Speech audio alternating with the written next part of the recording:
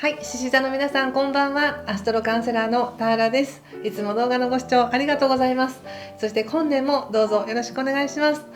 今回は1月のタロットリーディングをさせていただきます。前回2024年がどんな1年なのかという星からのメッセージとして星の解説をアップしていますので、そちらを踏まえた上で1月はどうなのかなってタロットで深掘りしてみたいと思います。よろしくお願いします。獅子座の皆さん、今年はね、パートナーシップが変わりそうな1年ですのでね、どんな、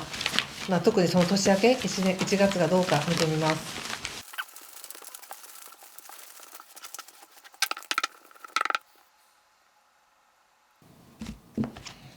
はい、じゃあ一緒に見てみましょ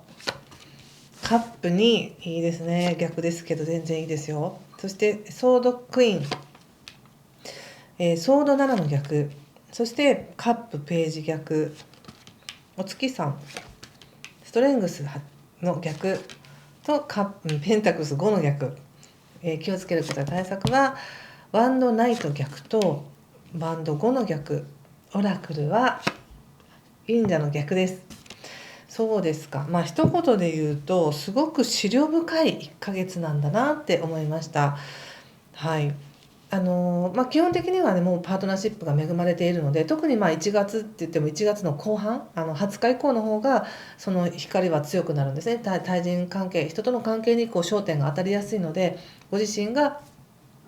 目の前にある関係性に対して意識を向けやすくなったり、またはいい関係が浮上してきたりとか、自分の苦手意識がなくなったりっていう形なんですけど、今とても人と向き合う準備ができ始めてますねっていう感じが出てるのでいいと思うんですよ。もしかしたらこれまでは少し引いていたというかね、相手から来る分にはいいけどこちらからは行きませんとか、何か遠慮していた、遠慮しすぎていたのかなって感じもありますが、関わっていこうっていう風に変わってきてるんだなと思います。で、何がその遠慮する要因なのかなって思うんですけど、今までは行きたいんだけど行けないとか、行きたいんだけど迷惑かもしれないとか、そういう後ろ髪引かれるような気持ちがあったり、自分の中でも矛盾があったり、仲良くしたいんだけど腹も立つとか、そういういろんな感情があったんだなと思うんですね。で、今もしかしたら何か別のその人との関係ではなく、違うことでの何か意識がある一点に集中してるっていう感じがあり、これはページのカップなので、お子さんのことを気にしていたりとか、または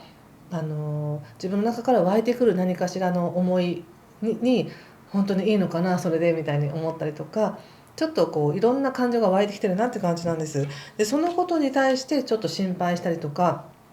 どうすればいいのかなっていう解決策がなかなか見えないなとか、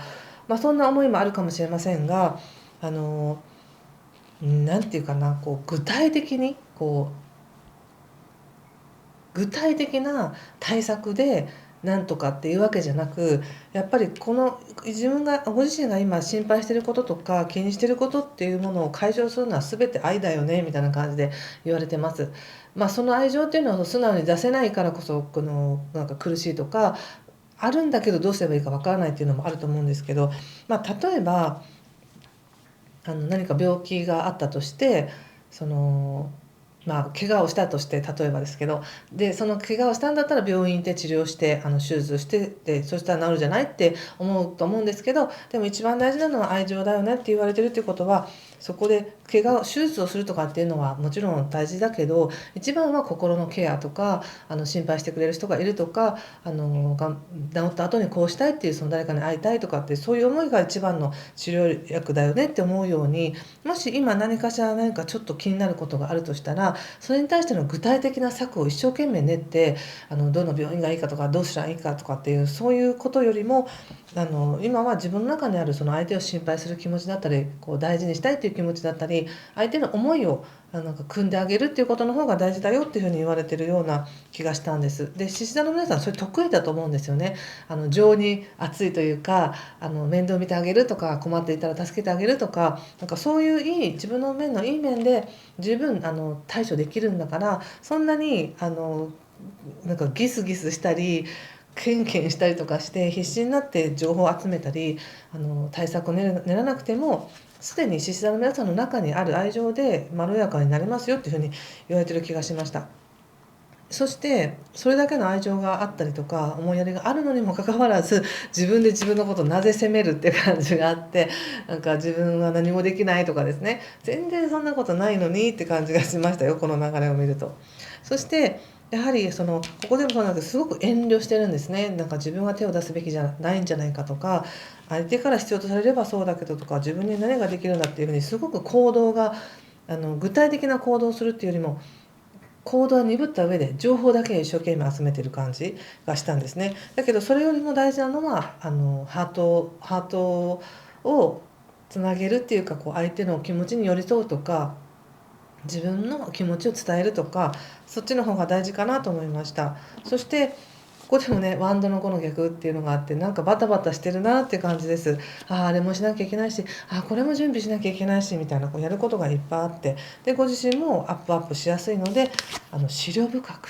落ち着いてゆっくりと今の自分を認めていきましょうっていうのがもう一番だなと思ったんです。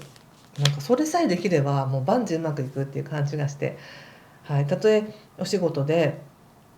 うまくいってないとか、なんかどうしようという気持ちがあったとしても、でも一番大事なのは自分の中のその仕事に対する思いだよねって、技術が高いとかそれだけじゃないよねっていうようなメッセージにも受け取れましたし、パートナーシップが特に今強調されているので、人間関係においてはやはり人に対しての自分が何をしてあげられるかっていう、何もできないというよりは何かしてあげたいっていう気持ちがあるっていう、寄り添うだけでいい、そこにいるだけでいいっていうことで十分愛だよっていうふうに言われてる気がしたので、あんまり自分を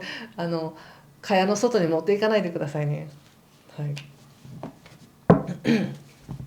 そうね、ちょっとオラクル見てみようかな。